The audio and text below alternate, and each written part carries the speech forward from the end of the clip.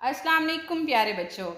आज उर्दू फोनिक्स में हम जो आवाज़ सीखने जा रहे हैं वो है ख।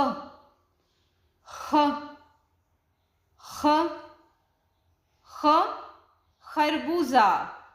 ख खरबूजा। ख खत। ख खत। ख खैमा। ख खैमा। ख खलाबाज। ख खलाबाज। ख खच्चर। ख खच्चर। ख खरगोश। ख खरगोश। ख खांचा। ख खांचा।